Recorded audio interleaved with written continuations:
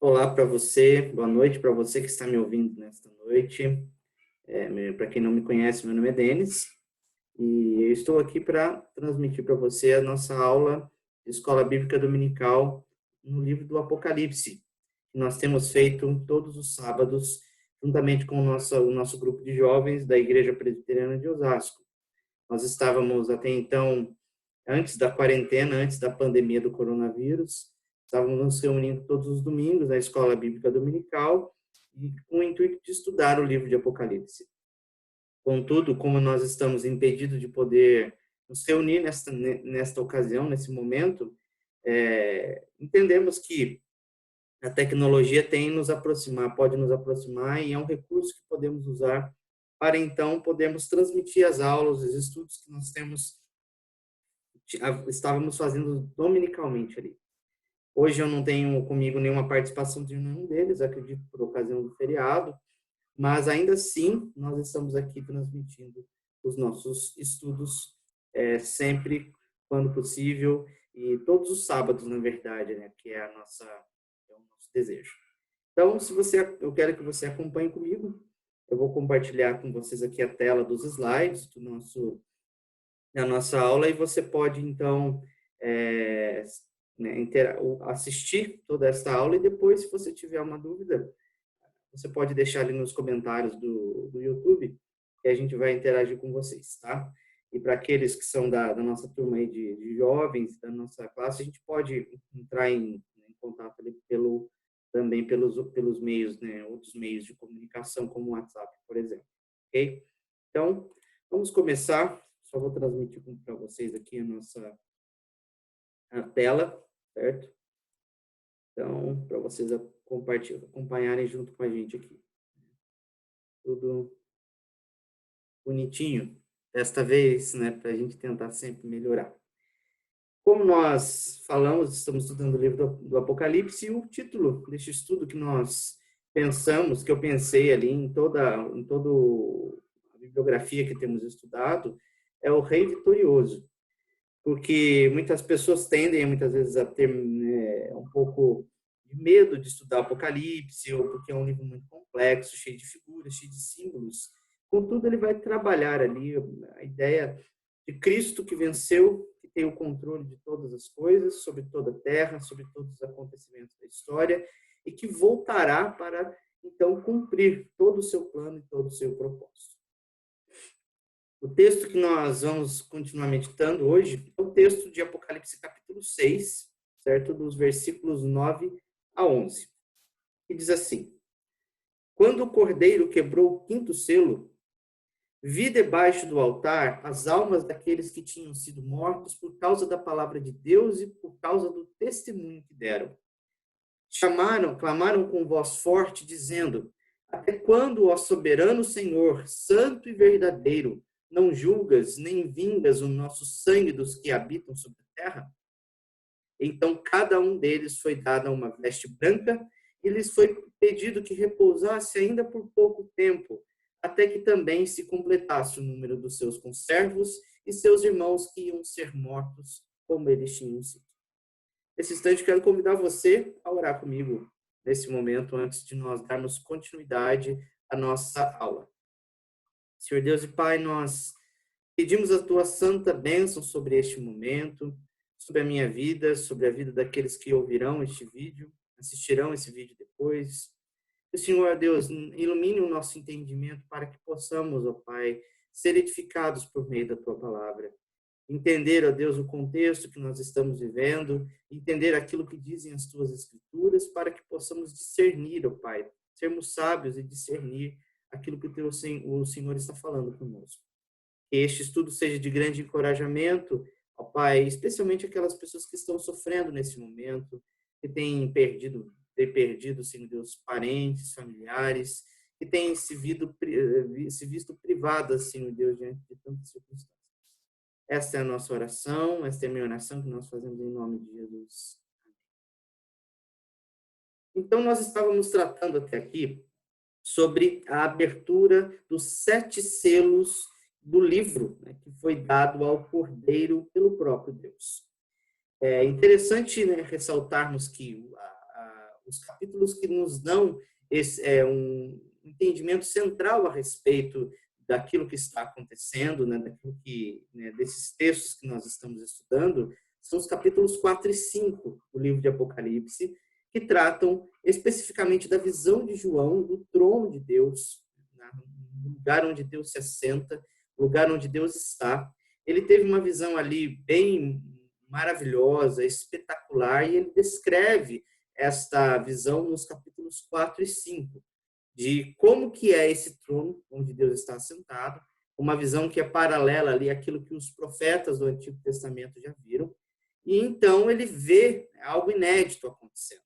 Ele vê um cordeiro que tinha ali sete chifres, e ele recebe esse cordeiro que, como tendo sido morto, estava ali no meio do trono, e antes disso, né, antes de aparecer a visão do cordeiro, ele tinha uma voz, né, dizendo de um dos seres, quem poderá abrir o livro e desatar os selos? Existia na mão de Deus, daquele que estava sentado no trono, como descreve João, um livro, estava selado, né, como nós entendemos, talvez seja aquele papiro, né, não sei, aquele rolo, ou então aquele códice, que é mais ou menos aproximadamente do livro que nós temos hoje. E ele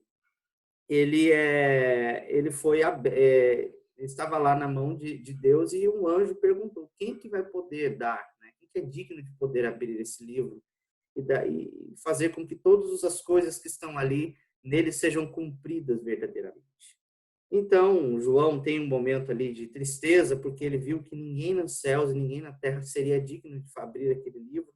Então, o anjo vai lá e consola, dizendo que o cordeiro que foi morto, o leão da tribo de Judá, ele abrirá o livro, porque ele morreu, porque ele cumpriu o sacrifício perfeito.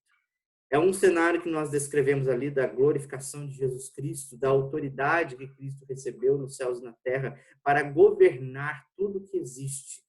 Então, este selo, este livro foi dado para ele, e então, a partir da abertura dos primeiros 4 selos, inicia-se então o ministério de Jesus Cristo, o reinado de Jesus Cristo, nesse sentido que João está nos ensinando.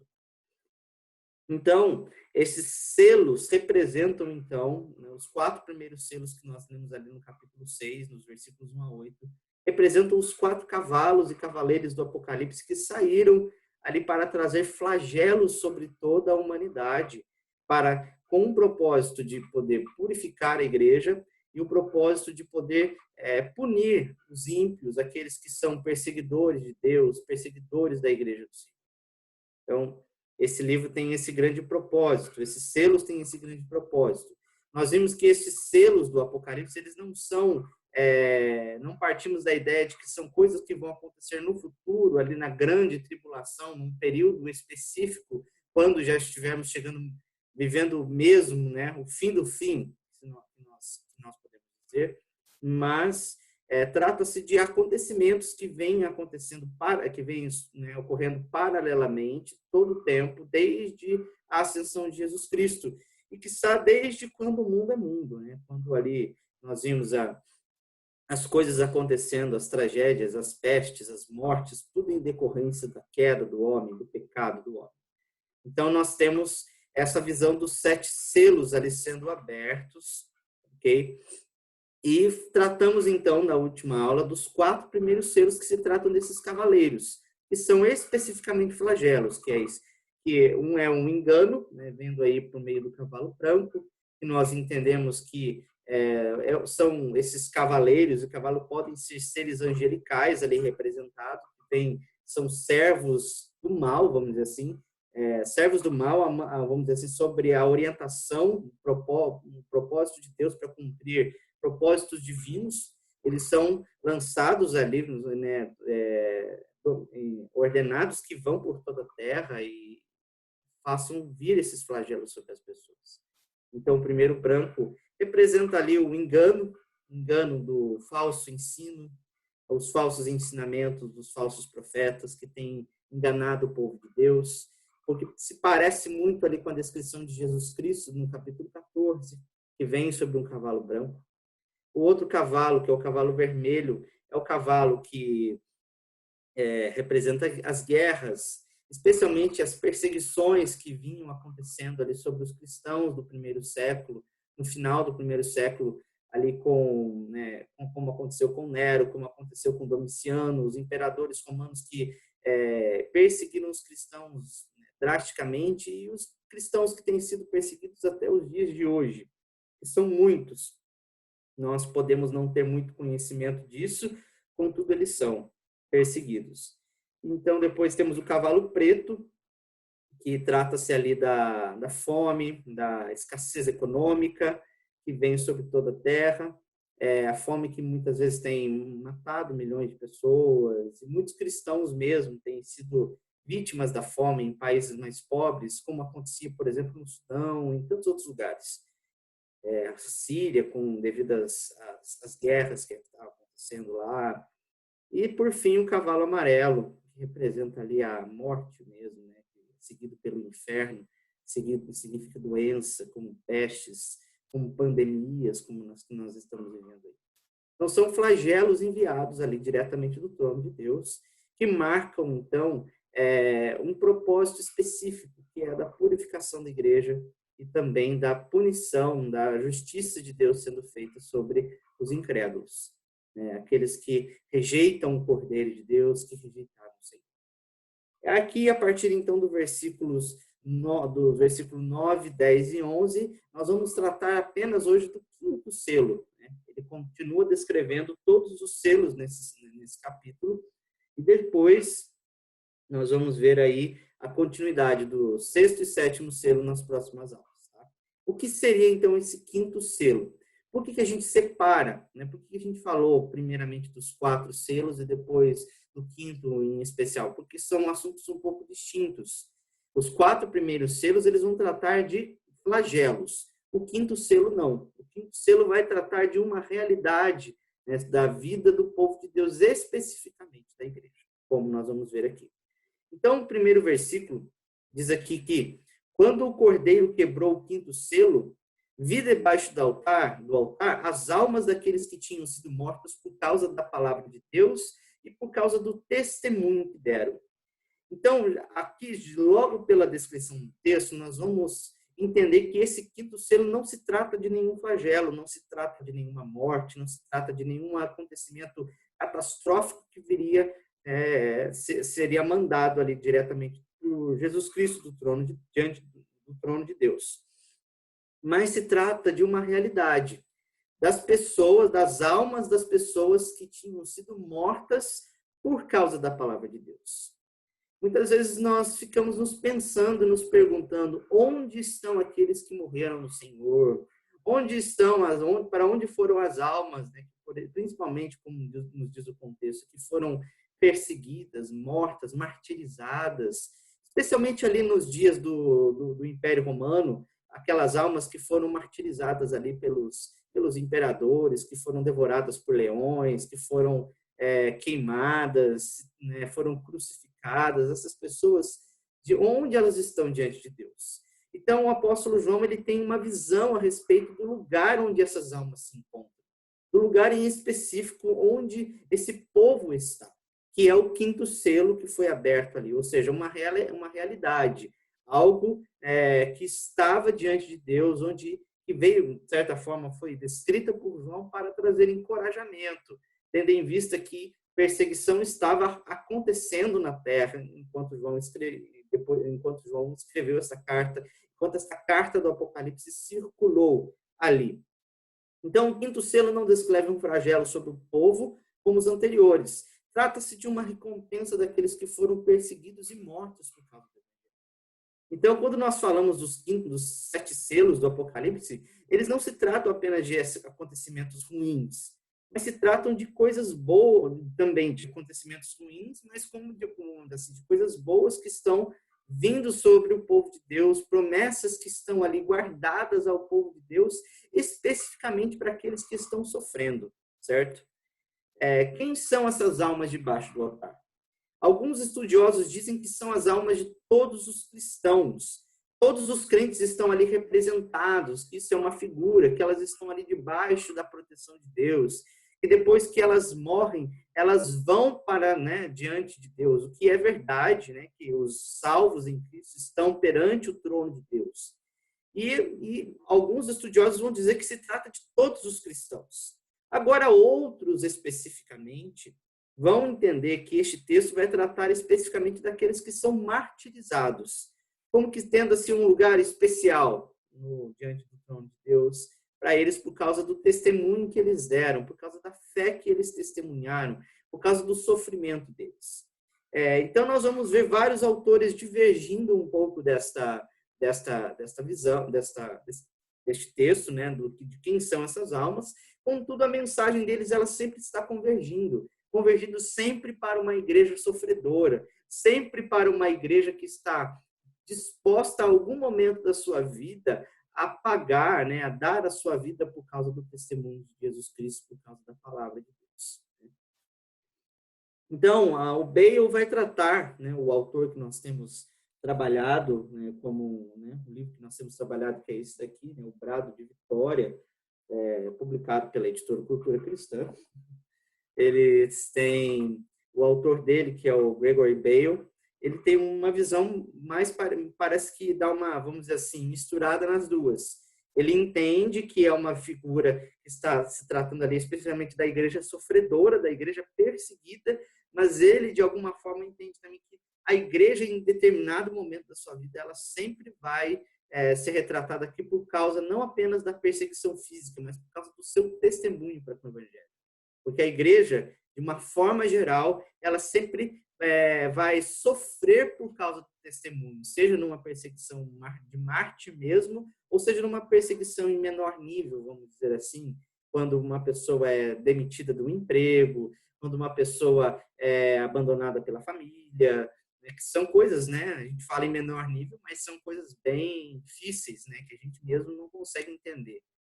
Pessoas que são desprezadas pela sociedade, que são boicotadas, de forma, né, N maneiras ali, as pessoas que sofrem por causa do testemunho da palavra, porque se põem de verdade ao lado do evangelho, a seguir o evangelho. Então, ele vai dizer, né, que esse texto nos informa tanto dessas pessoas que morreram, mas também são todos aqueles que permaneceram fiéis a Cristo em face dos diversos tipos de sofrimento e tentações para não pecar, tentações para pecar e ceder, ou seja, que eles resistiram às tentações para pecar contra Deus e ceder, abandonar o evangelho, e não apenas aqueles que morreram pela sua fé. Então, diante desse cenário, essa visão, né, este selo, simboliza o lugar onde estão todas as pessoas, os crentes, de alguma forma, que assim foram perseguidos. Né? E como nós vamos ver aqui, que uma marca da igreja é o sofrimento, é a perseguição. Né? Ou seja, todos os cristãos, de alguma forma, experimentam isso ou vão experimentar alguma vez na vida, de alguma forma, o desprezo, vão experimentar a angústia, né? E por conta de se chamarem ali filhos de Deus. E, por fim, se tratam, né, de pessoas vencedoras, de pessoas que vão receber uma recompensa. Pessoas que, olhando para a realidade, elas podem ter sido mortas pelos imperadores romanos ou por, né, inúmeros perseguidores da igreja, poderiam ter sido queimadas, ter o seu fim ali, né, acabado, ou seja, como um fracasso. Mas, segundo aquilo que o Senhor está nos mostrando, que apesar da morte, do sofrimento que essas pessoas estavam passando, o fim delas não seria um fim trágico, elas seriam vitoriosas, porque tudo que Cristo estava prometendo para ela não se remetia apenas a esta realidade, a este tempo, mas aquilo que está na eternidade, aquilo que está nos céus diante do Senhor. Então, essas pessoas que morreram nas perseguições ali, nas primeiras perseguições da igreja, especialmente ali as do final do primeiro século, elas poderiam então se agarrar a esta promessa, porque sendo mortas e as pessoas as reputando como fracassadas, elas na verdade eram o contrário, eram vitoriosas, eram os vencedores.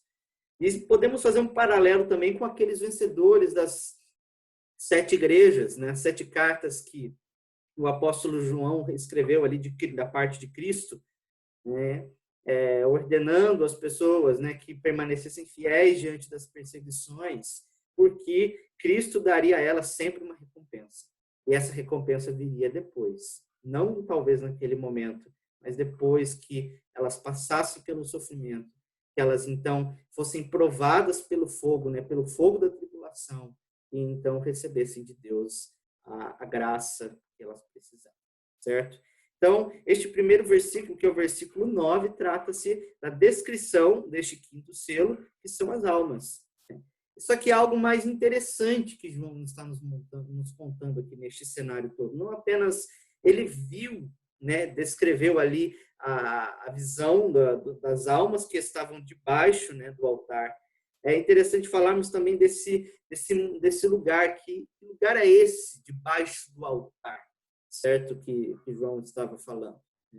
O altar aqui, a visão que João está descrevendo, refere-se, num paralelo, vamos dizer assim, real, físico, refere-se ali ao lugar no Santo dos Santos, onde o sumo sacerdote entrava uma vez ao ano, e tinha ali diante dele um altar, né, de bronze, talvez, ou de ouro, não sei, um altar onde ele derramava o sangue do sacrifício do cordeiro, do dia da expiação, o cordeiro que era sacrificado no pátio. O sangue dele era tomado e derramado sobre esse altar, junto com um incenso que ele carregava, né, ali para, né, que simbolizava as orações do povo de Deus, o sacrifício daquele animal, simbolizando futuramente algo que aconteceria ali com Jesus Cristo. Não sei se você ver aqui, você vai conseguir ver essa imagem, que é mais ou menos esse momento. O Santo dos Santos era um lugar especificamente que uma pessoa poderia entrar, que era o sumo sacerdote. E ali estava a Arca da Aliança, o lugar, vamos dizer assim, o símbolo, né, o artefato que simbolizava ali a presença de Deus no meio do povo. E uma vez por ano, um ritual ali que foi estabelecido por Deus, esse sumo sacerdote entrava nesse lugar. Ele não entrava nos demais lugares, nos demais dias, era só esse momento. Ele então levava o sangue do animal, do cordeiro, né, que foi imolado lá no átrio, certo? No altar de bronze, onde foi derramado o sangue ali. Ele pega e derrama esse sangue nesse altar aí diante né, no Santo dos Santos. E esse incenso, né, que estava com ele ali, né, representando ali sempre também as orações do povo. Ou seja, era um símbolo. Então, o que João estava vendo ali simbolizava, tinha o seu paralelo físico com aquilo que estava no templo do Antigo Testamento, certo? E o altar, então, celestial que João estava visualizando era o lugar onde essas almas estavam, era o lugar onde o próprio sacrifício de Cristo havia sido realizado, onde o cumprimento de toda esta sombra que foram os sacrifícios do Antigo Testamento haviam se concretizado ali na cruz do Calvário, com Jesus Cristo dando a sua vida, e ali estava o sangue do próprio Senhor Jesus Cristo, o sangue do Cordeiro, aquele que foi morto, né, que é digno de abrir o livro e desatar os seus selos. Era o sangue dele que estava naquele lugar, e este sangue estava junto ali, né, do sangue também, né, das pessoas, das almas das pessoas, dos santos glorificados, que se encontram diante do trono de Deus, se encontram ali debaixo da proteção divina, se encontram debaixo do altar, né, ali de Deus. Por essa expressão debaixo do altar significa sob essa proteção divina. Então se trata daqueles que resistem a tentações para ceder e são perseverantes e sacrificam-se no altar celestial de Deus. Ou seja, são pessoas que entendem que, assim como o Cordeiro morreu, traz muito aquela ideia do autor, que o autor aos Hebreus fala no capítulo 12, dizendo, né, na luta contra o pecado nós não tivemos de resistir até o sangue ainda, né? Ou seja, chamando as pessoas a darem a vida pelo próprio Jesus Cristo, como o Senhor Jesus Cristo fez por nós. Ele deu a sua vida, ele resistiu, ele derramou o seu próprio sangue. Ou seja, então essas almas que estão neste lugar são aquelas que derramaram o seu sangue, que resistiram às tentações, que permaneceram diante de todas as oposições que estavam sendo impostas a elas. Então, trata-se dessas pessoas, aqueles que resistiram e que estão ali diante do trono de Deus glorificadas, as almas delas já aperfeiçoadas, Não se trata do corpo, se trata da alma, né? Ou seja, desse algo imaterial que habita o nosso corpo, de alguma forma que se torna uma unidade psicossomática com ele, né? Então, se trata disso. É o lugar onde elas estão. Então, muito provavelmente, se uma pessoa perguntar para você, fulano de tal faleceu, morreu, ele foi salvo, ele era um crente, onde ela está? Ela está diante, né, debaixo do altar, diante do trono de Deus.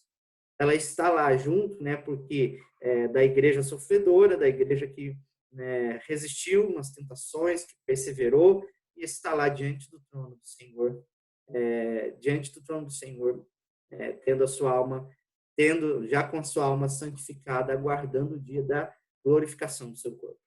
Então, nesses momentos, isso para nós é acalentador, é reconfortante. Temos ouvido aí notícias de pessoas que perderam familiares, inclusive por causa do coronavírus, né? Pessoas que faleceram, senhores, senhoras, pais de família.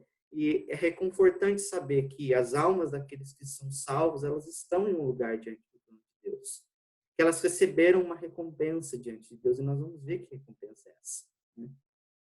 Então, o Bale vai dizer aqui, né, que o propósito da comparação, né, comparar a alma dessas pessoas, o sacrifício que elas tiveram com a alma, com o sangue de Jesus, com o sacrifício de Jesus, é enfatizar que, como aconteceu com Cristo, aqueles que seguem terão o seu sofrimento sacrificial, que seguem a Jesus, terão o seu sofrimento sacrificial e sua aparente derrota transformadas em vitória. Para nós, parece que a morte é a derrota final, a derrota completa da nossa vida, da nossa existência. Contudo, não. A morte, ela não é a derrota para nós, porque a morte foi vencida. Nós temos visto e ouvido tantas notícias de morte, e nos conforta saber que a morte foi vencida pelo Cordeiro. E diante do Cordeiro não existem mortos, todos estão vivos perante Deus. Ou seja, nós que estamos aqui nesse mundo físico, nessa realidade, e aqueles que morreram, que estão com as suas almas já desfrutando de excelentes graças que nós ainda não podemos experimentar diante do Pai. E é lá que estão os nossos amados, é lá que estão os nossos queridos, que estão lá vivendo diante de Deus o perfeito louvor. Isso é motivo de exultação e esperança para nós. Então, é para lá que todo mundo, que nós salvos em Cristo, estaremos até o dia em que Cristo voltar e restaurar todas as coisas. Até o dia que o Rei voltar, de fato, né? Enquanto as coisas estiverem acontecendo aqui neste mundo, né? O sofrimento, os 4 cavalos ali do Apocalipse correndo solta, como guerra, peste, falsos ensinamentos, fome, essas coisas vindo ali sobre todo mundo, sobre todos nós, sobre todas as pessoas, mas inclusive, especialmente sobre os cristãos, muitos vão ter a sua vida retirada por conta dessas coisas, mas eles terão um lugar especificamente diante de Deus, onde eles recebem ali todas as promessas de vitória sobre a morte, sobre o inferno, e eles estão seguros diante do Cordeiro. Então, isso para nós é um momento, é algo de grande esperança para os momentos que nós estamos vivenciando. E, por fim, né, um paralelo com a crucificação de Cristo aqui, que o autor nos faz, porque se Cristo morreu, né, morreu, foi crucificado, sofreu, nós também sofreremos. É marca da igreja. Jesus disse, se perseguiram a mim, que sou mestre, dirá mais a vocês, que são os meus discípulos, vocês também serão perseguidos. Então, esse texto nos deixa claro, a marca da igreja é o sofrimento. Se não sofremos a ponto de dar a nossa vida, de ter que dar o nosso sangue, porque não somos todos, mas de alguma forma sofremos porque somos desprezados, porque muitas vezes nós não somos compreendidos pela sociedade, nunca seremos, porque confiamos em um Deus que está acima de tudo e de todos e que é rejeitado pelos então ateus, por aqueles que não confiam no Senhor. E agora, próximo versículo. E clamaram com voz forte, dizendo, até quando Ó soberano Senhor, santo e verdadeiro, não julgas nem vingas o nosso sangue dos que habitam na terra? E aqui esse versículo nos traz algo interessantíssimo a respeito deste texto, porque eles, não apenas João descreveu quem são essas almas, o lugar onde ela estava, mas o que elas estavam fazendo lá, né? Talvez você possa se perguntar assim, o que a gente faz depois da morte, né? Como é que será, né? O que a gente fica fazendo? E o texto aqui está nos dizendo que elas estão clamando, elas estão levantando um clamor por justiça, né, da parte, né, ao Senhor ali, o santo, soberano Senhor e verdadeiro, para que ele faça justiça ao sangue deles. E podemos dizer aqui especificamente que talvez isso seja específico às pessoas que são martirizadas, aquelas que estão derramando o seu sangue, cujos inimigos ali cruéis, né, contra Deus, elas estavam ali sem, né, com toda a impiedade, né, matando cristãos. Ou seja, eles estão clamando por justiça. Existe um clamor por justiça. Quando nós vemos aí pessoas sendo perseguidas pela sua fé, cristãos que são mortos pela sua fé, existe um clamor diante do trono de Deus. E aqui é interessante o paralelo com o incenso, o altar de incenso, ou seja, porque é uma oração que está subindo constantemente diante de Deus, né? Um clamor por justiça, Senhor, até quando, ó soberano Senhor? É interessante essa expressão até quando, que ela é utilizada muitíssimas vezes nas Escrituras, em todo o Antigo Testamento, especificamente ali pelo próprio Deus, né, quando estava lá exortando o povo, até quando, ó Israel, você permanecerá desse jeito? Até quando esse povo, né, quando o próprio povo ali no começo da sua história, quando foi retirado do Egito, e fez ali o bezerro de ouro, e Deus pergunta a Moisés, até quando este povo vai, né, se voltar contra mim, vai murmurar contra mim? Até quando? Ou seja, é uma expressão ali que revela mesmo a indignação para com a questão da injustiça prevalecendo para com o pecado. Foi aquilo que o próprio profeta Abacuque, quem acompanhou aí os nossos devocionais no livro do profeta Abacuque, no podcast, pode ter uma explicação bem mais completa, um pouco mais completa a respeito disso, né? O profeta viu toda aquela situação que estava no meio do povo, pecado no meio do povo. O povo se voltava contra Deus, desprezava sua lei, então ele clamava, Senhor, até quando? Ou seja, até quando eu vou ver violência, vou gritar violência, morte, e tu ficarás sem fazer nada, o Senhor não vai, parece que o Senhor não está agindo. E mais ou menos essa é uma expressão que lembra aquilo que o profeta Abacuque falou, certo? Aquilo que Zacarias já disse, aquilo que está escrito nos Salmos também, e algo que Paulo fala ali no capítulo 3, semelhante a algo que Paulo descreve ali no capítulo 3, ou seja, esse sentimento de indignação. Até quando que isso vai acontecer? Né? Até quando, Senhor, nós vamos ver pessoas morrendo por causa da fé? O Senhor é um santo e verdadeiro, o Senhor vai ficar sem julgar, sem vingar o nosso sangue. E é interessante, esse versículo nos traz coisas muito interessantes para que nós reflitamos, né? Primeiramente, que ele é prefaciado por dois adjetivos, que é o santo e o verdadeiro. Né? A gente pode ver aqui, ó, santo e verdadeiro. Né? Ou seja, denotando o quê? Que Deus não poderia, né, deixar impune, não fazia parte do caráter de Deus deixar impune aqueles que perseguem o povo de Deus. Por mais que o povo de Deus entenda que esses imperadores maus, esse povo mau, que sempre foi levantado para poder exercer uma disciplina sobre o povo de Deus, sobre a igreja, eles eram pessoas más, certo? Eles entendiam que eles viam que Deus é quem, mesmo que Deus não agisse diretamente trazendo eles, né? Ele suscitava eles para que pudessem fazer o mal com o propósito de purificá-los, assim como estava acontecendo com aqueles 4 cavaleiros, com aqueles 4 cavalos do Apocalipse, né? Aqueles seres angelicais do mal, né? Fazendo isso. Eles entendiam que todos eles eram instrumentos do soberano Deus para cumprir os seus propósitos. Mas eles entendiam que Deus não deixaria impune nenhum desses agentes do mal. Que Deus, de certa forma, ele exerceria juízo. Foi assim como aconteceu na Babilônia. Depois de, né, Abacuque ter visto tudo aquilo que Deus falou para ele, de que suscitaria uma nação, os caldeus, que destruiria o povo de Israel. Então ele começa a clamar a Deus, porque vê nesse Deus, o Senhor é santo e verdadeiro. Por mais que eu entenda o teu propósito, como que o Senhor vai permitir, quando que o Senhor vai vingar o sangue o sangue do povo? E Deus vingou, tirando, né, destruindo toda a nação dos babilônios, fazendo com que eles perdessem ali o império para o outro povo persa, que também não era um povo bonzinho, né, mas que usou de benevolência para com o povo de Deus. Então, irmãos, a gente percebe que o povo de Deus ele sempre está, né, sofrendo por meio de certos agentes, por meio de certos seres que se voltam, né, que são usados por Deus. Mas ele está sempre clamando por justiça. Até quando, Senhor? E eles entendem por quê? Porque Deus é um Deus santo e verdadeiro. Eles sempre vão, então, clamar por justiça, né, do seu povo. Né?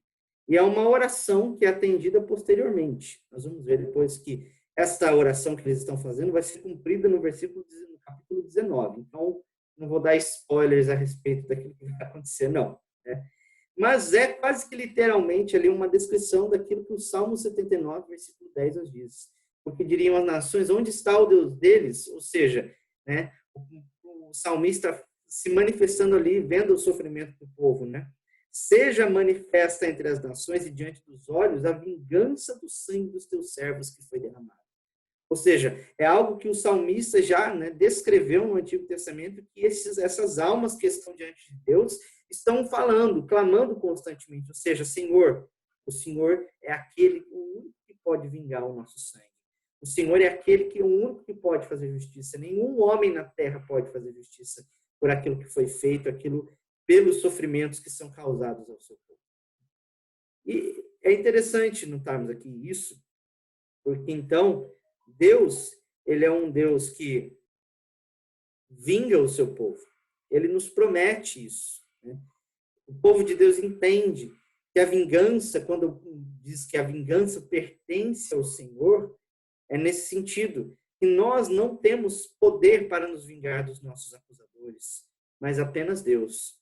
Deus é aquele que pode e vai exercer o seu santo juízo, porque o nosso juízo, a nossa vingança, ela ainda está permeada de pecado. E se exercermos de certa forma, isso, nós cometeremos pecado contra Deus. Pecaremos contra a lei do Senhor. Mas a justiça, a vingança de Deus, ela é santa, ela é pura. Né? E ela virá sobre o povo em determinado momento. E qual que foi, então, a resposta de Deus a esse momento? Olha, vocês estão clamando por justiça, esse clamor que essas almas estavam tendo. É o versículo de número 11.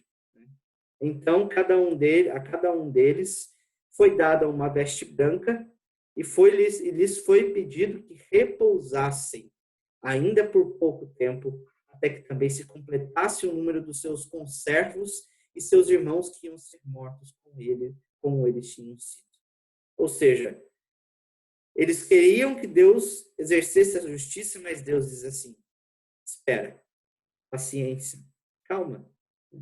Ou seja, foi-lhe dadas, primeiramente, o texto nos informa que foi dada uma vestidura branca para eles e uma ordem para que eles repousassem, ou seja, esperassem. Esperem mais um pouco. É interessante que o livro de Apocalipse ele trabalha muito nessa ideia. Vocês vão sofrer mais um pouco. Espera mais um pouco até que aguenta firme um pouco do sofrimento que já vem a sua libertação e já vem ali a restauração, de certa forma. Então, a resposta de Deus para eles é assim, espera, todas as coisas estão determinadas por mim, foram determinadas por mim. Então, Deus deu ali uma vestidura branca, que é símbolo de pureza, resultado de uma fé perseverante, provada pelo fogo purificador da tribulação, como vai nos dizer aqui o Gregory Bale. Ou seja, eles receberam já a santificação do seu corpo, da sua alma. A sua alma já não habita mais o pecado, a sua alma já não habita mais aquela mácula deixada pela queda. Eles, apesar de não estarem ali com seus corpos físicos, mas eles estavam com a sua alma já santificada diante do Senhor. Ou seja, essa vestidura branca representa, de fato, essa recompensa para aqueles que estavam sofrendo, para aqueles que estavam ali perseverando na fé. São recompensas, são dadas como uma recompensa. A gente, quando chega no fim de uma batalha, muitos recebem troféus, recebem medalhas. O povo de Deus, depois que morre, ele vai receber uma santa recompensa, que é a santificação da sua alma. A sua alma será aperfeiçoada já. Ou seja, acabou as lutas contra o pecado, acabou aquelas lutas intensas, né? Aquelas tentações que vêm o tempo todo para poder atormentar, finalizaram. Eles já desfrutam de uma perfeição, né? Desfrutam de uma santidade na sua vida. E isso tudo como resultado da sua fé, porque eles perseveraram. Perseveraram, creram, confiaram no Senhor. Né? E não apenas isso, né? Não apenas um símbolo de recompensa, mas como uma declaração, né, da pureza deles, né? E anulação da sentença que foi dada pelo mundo. Ou seja, o mundo deu uma sentença de morte para eles, uma sentença de que eles morreram, que já não existem mais, que já foram derrotados. Na verdade, agora o que eles recebem de Deus é uma sentença de vitória, e que agora eles têm apenas que descansar e esperar que Cristo cumpra todos os seus propósitos. É aquilo que nós imaginamos, irmãos, que na teologia nós falamos de estado intermediário, não um lugar intermediário, certo? É o lugar, é o momento intermediário entre essa vida, certo? E a segunda volta de Cristo, a glorificação dos corpos. Onde estão as almas? Enquanto Cristo não volta, estão nesse lugar, estão diante do trono de Deus, já desfrutando de perfeição, clamando, né? Conscientes, talvez, daquilo que está acontecendo aqui no nosso meio, das tribulações, das perseguições, mas já aperfeiçoadas e esperando. A gente acha que a gente espera só nessa vida, né? Contudo, não, a gente vai esperar na vida também, enquanto Cristo não voltar e cumprir todas as coisas, nós continuaremos esperando. Então, nós temos que ser o quê? Pacientes. Esperar, de fato, né? Com paciência. E essa foi a ordem, né? Dada aqui, né, por Deus, né? Acredito que seja pelo próprio Deus a eles, né? E que é um problema teológico para nós aqui, né? Que é aquela tensão do já e do ainda não. Repousar ainda por um pouco, né? Se nós levarmos ao pé da letra a expressão, é por um pouco de tempo mesmo, ou seja, essa espera não vai ser muito grande, né? Mas, no entanto, já e desde que este texto foi escrito, até os dias de hoje, são 2.000 anos, mais de 2.000 anos se passaram. Né? Ou seja, esse pouco tempo está durando muito, não é verdade? Então, isso cai num problema teológico ali, que são coisas que nós já desfrutamos, que os cristãos já desfrutam, mas ainda terão de esperar mais um pouco para ver o resultado de tudo, a finitude de tudo, a completude de tudo aquilo que Cristo ensina. E é interessante, porque notar, né, nós temos esse entendimento quando nós estamos estudando a Bíblia, que um pouco de tempo para Deus pode ser um longo período para nós. É um longo período para nós, mas para Deus, Deus não tem tempo, ele é atemporal. Para ele não tem o ontem, o hoje e o amanhã. Ele está acima de todas essas coisas. Então, para ele, todo tempo é pouco, se nós podemos pensar desse jeito. Contudo, o que ele está nos ordenando? O que é a ordenança sempre? É esperar. E nós vamos ver essa tensão no próprio livro do Apocalipse. No capítulo 12, vai trazer de novo essa expressão, pouco tempo. Mas depois, ali no capítulo 20, vai trazer lá a ideia do milênio, dos 1.000 anos, né, que vai ser debatido, vai ser estudado depois. Né? Ou seja, existe essa tensão. Foi dada uma ordem para nós, já, agora. Espera, Deus está fazendo essas coisas já completou. Contudo, os resultados, né, parte delas ainda só vão concretizar no final. Né? É um fim que se desenrola, né, de forma mais, para nós, longa. Né? Quando a gente fala sempre do tempo do fim na Bíblia, a gente já entende que nós estamos vivendo a última temporada. Eu tenho sempre usado essa ilustração aqui. Que a gente está na humanidade passando por longas temporadas, aí, como nós vemos na Bíblia, e depois outro, né, até que veio Jesus Cristo e encerrou todas as temporadas anteriores e inaugurou a última temporada. Só que essa última temporada tem capítulos, né? Não sabemos quantos capítulos tem. Até que vai chegar o final da temporada, ou seja, o final da história mesmo, entendeu? Que é o cumprimento de tudo. Então, nós estamos desenvolvendo, vendo o desenrolar de todos os acontecimentos e vendo essa última temporada da humanidade. A humanidade passou por várias temporadas até aqui. Agora estamos vivendo essa última temporada, esse momento final, que nós não sabemos quando vai acabar, apenas quando o Cordeiro, né, voltar, Jesus Cristo voltar. E nisso, entendemos que o tempo de Deus é diferente do nosso. Ele já determinou todas as coisas vão acontecer conforme a sua vontade, porém, no tempo dele. Então, para nós, a ordem é paciência. Outra ficção que nós podemos ilustrar isso é Nárnia. Né? Quem leu ou assistiu os filmes lá do C.S. Lewis, as Crônicas de Nárnia, vai entender que Nárnia, os meninos que entram lá no guarda-roupa e chegam em Nárnia, eles passam anos lá em Nárnia, certo? Eles envelhecem, se tornam reis, envelhecem, eles lutam pela liberdade, lutam contra a princesa branca, a feiticeira branca, destroem, Aslan ali, né, os estabelece como reis e rainhas de Nárnia. Eles crescem, né, se desenvolveram homens e mulheres feitas ali. Contudo, depois, quando eles descobrem de novo o guarda-roupa, eles voltam para a realidade, tinha passado um dia no mundo deles. Né? Ou seja, os acontecimentos, né, do nosso mundo com o mundo de Deus são diferentes da realidade onde Deus está. Então, é um bom paralelo fazer isso. Né? Então, entendermos que enquanto nós estivermos aqui, estamos sujeitos ainda às tentações, teremos de dar a nossa vida, né, pagar ali, né, um preço. De certa forma, somos chamados para sofrer ali por conta da nossa fé. Contudo, nós já temos essas promessas de Deus estabelecidas e chegará um momento que ele vai vingar, de fato, o seu povo. A ordem, então, é o quê? Ser paciente. Né?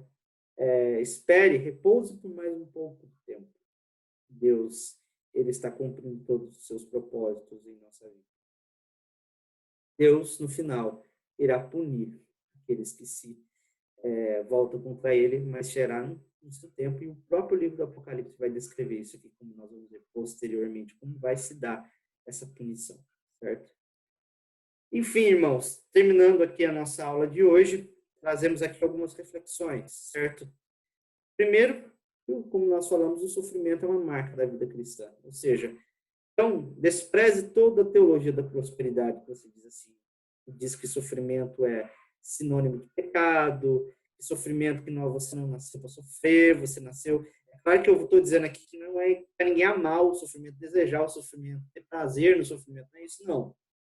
Eu entendo que nós somos chamados a sofrer por Cristo por causa da nossa fé. Ou seja, a nossa fé, por nos posicionarmos de acordo com a verdade, com a palavra, isso sempre vai nos levar a um certo tipo de sofrimento. Então, isso é uma marca. Né? Nós podemos viver muito bem nessa vida, podemos desfrutar de muito conforto, de muitas bênçãos, que são coisas de Deus, não é símbolo de pecado também, não, né? Você desfrutar de bênçãos, né? Ter uma vida confortável. Contudo, essa vida nunca vai ser confortável o tempo todo. Ela sempre vai ser marcada por sofrimentos. Sofrimentos que são imputados pelos 4 cavaleiros do Apocalipse, que são a fome, a peste, né? A guerra. E um sinal disso é o Covid-19, que abalou todo mundo, de todos os credos, de todas as raças. Todos estão sofrendo por conta disso, os cristãos também. Entendeu? Eles não são, vamos dizer assim, estão à parte disso. Também estão sofrendo por conta dessas coisas. Então, o sofrimento é uma marca da vida. Só que ele tem um propósito na vida do cristão, que é o quê? É um propósito de aperfeiçoá-lo, de santificar a sua vida, a sua alma, né? De chamá-lo mais para Deus. E também na vida do incrédulo. O propósito do sofrimento é o quê? É que essas pessoas se voltem para Deus. É aquilo que C.S. Lewis disse, né? O problema do sofrimento, que é o sofrimento é um megafone de Deus para um mundo ensurdecido. Ou seja, as pessoas são chamadas, né? Elas são chamadas a ouvirem a voz de Deus quando estão, de alguma forma, ali, longe dele, por meio do sofrimento. É difícil, irmãos. Nós não temos que ser pessoas frias, isso não nos leva a sermos apáticos com o sofrimento do outro. pensar assim, daí todo mundo vai sofrer mesmo. Não é desse jeito. A gente tem que ser, a Bíblia nos mostra essa realidade, mas nos mostra também que nós temos que chorar com aqueles que choram. Nós temos que ser compassivos, né? Ver o sofrimento e não enxergar isso como uma coisa assim, é natural, todo mundo vai sofrer. Não, né? Ou seja, temos de nos mover em direção ao nosso próximo, consolar, chorar com aqueles que estão chorando, amparar as pessoas nas suas necessidades, dar palavras de ânimo, especialmente nesse momento, não agir com frieza. Isso não é essa verdade de que o sofrimento é uma marca da vida da igreja, da vida cristã, que é um passaporte para a gente agir com frieza. Certo? Em segundo lugar, os santos devem clamar por justiça, nunca por vingança. Ou seja, a vingança ela sempre vai pertencer a Deus. O clamor daquelas almas diante do trono de Deus, diante do altar ali, era para que Deus fizesse justiça. E eles se voltavam ao Senhor para pedir essa justiça. A nossa justiça, gente, ela não pode estar sempre voltada na figura de homens, entendeu? Por mais que nós temos uma justiça humana e Deus usa essa justiça para fazer justiça, né? Figuras ali, né, que representam todo o sistema judiciário do nosso país, mas em certo ponto ele é falho, ele sempre vai ser. Contudo, nós clamamos por justiça para que Deus, olhamos para Deus, o olhar sempre é para o Senhor, não é buscar vingança contra o nosso próximo, tentar fazer o mal contra aqueles que estão nos perseguindo. E esse clamor era para que Deus punisse aqueles que estavam perseguindo a igreja, os imperadores, seja lá, ou seja, então nós temos de orar a Deus por essas pessoas o tempo todo, entendendo que é o Senhor quem vai dar a ele a paga das coisas. Se essas pessoas ainda não tiverem o seu coração convertido, como aconteceu com Paulo. Paulo foi um perseguidor da igreja e foi também convertido. Ou seja, ele recebeu ali mais ainda sofrimento por conta dessas coisas, por conta dessa vida que ele teve. Então, nosso clamor sempre por justiça. Clame a Deus. Se a gente está vendo muita injustiça na terra, vamos nos unir àquilo que Abacuque disse, até quando, Senhor? Ou seja, sempre voltando a nossa confiança para Deus, irmãos, não para os homens. Os homens são falhos. Os políticos são falhos, os juízes são falhos. Ou seja, eles não vão exercer justiça com motivações perfeitas, com motivações boas. Entendeu? Porque o coração do homem é extremamente enganoso e desesperadamente corrupto, como diz ali o profeta Jeremias. Então, clamemos por justiça, confiados em Deus, em quem Deus é, nunca por vingança. Apenas dizendo que Deus, ele faça o seu papel e ele vai fazer no dia que assim for determinado por ele. E ou seja, e outra lição que nós aprendemos aqui muito, os santos devem ser pacientes, saber esperar. É saber esperar o tempo todo. Esperar, a gente espera a vida inteira, né? A gente espera para nascer, a gente espera depois para poder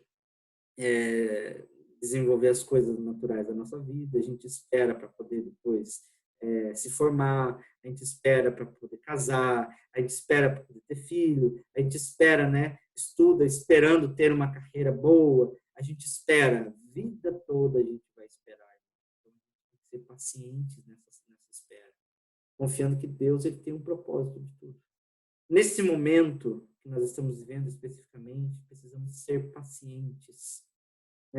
Nós não teremos de nos alarmar com aquilo que está sendo dito pela mídia, com o número de mortes. Temos que ser cautelosos e precavidos, com toda certeza, seguindo as instruções dos médicos, dos cientistas e toda a sorte de bênçãos que Deus nos deu ali por meio da ciência, de profissionais que entendem assim.